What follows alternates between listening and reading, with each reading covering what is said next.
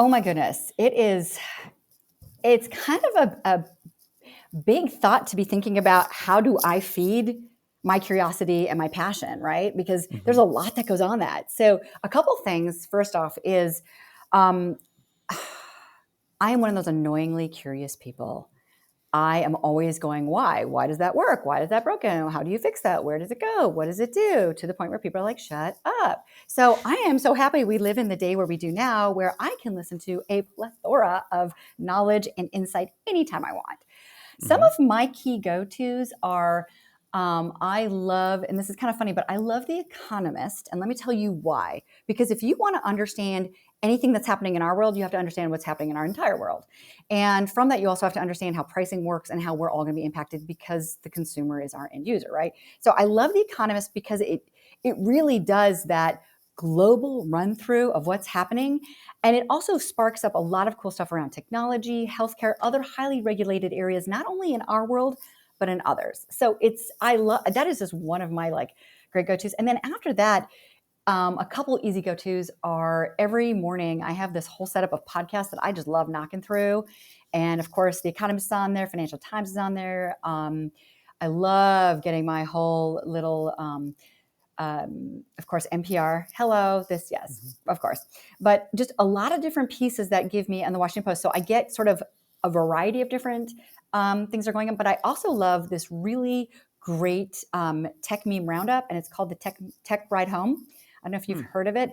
Oh my gosh, 15 minutes. That guy literally walks through what's going on in the world, and it's fascinating.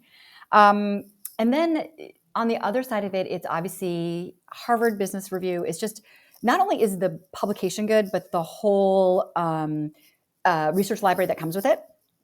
And on top of it, MIT Sloan.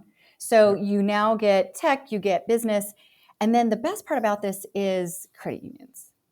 I love learning about everything we're doing. I've set up a whole bunch of different feeds, so I get to see what different credit unions are doing and how they're doing it.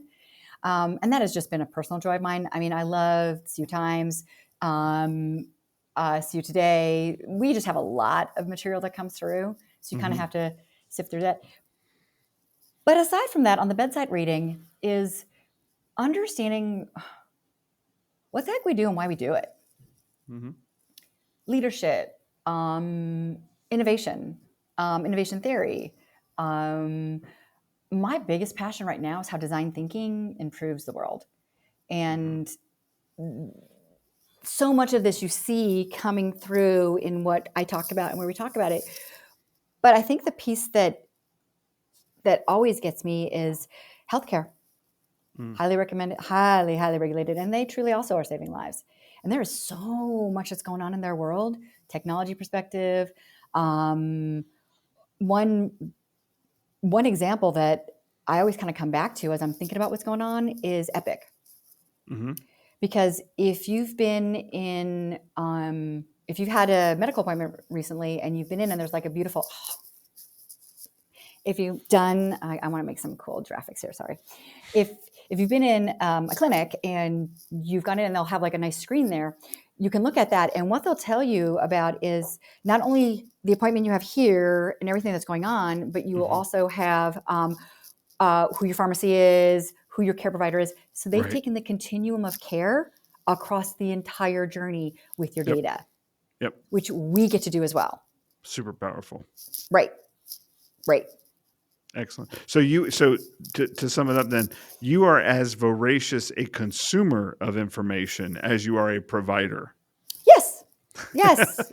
There might be some equilibrium. That's great. I try. That's great.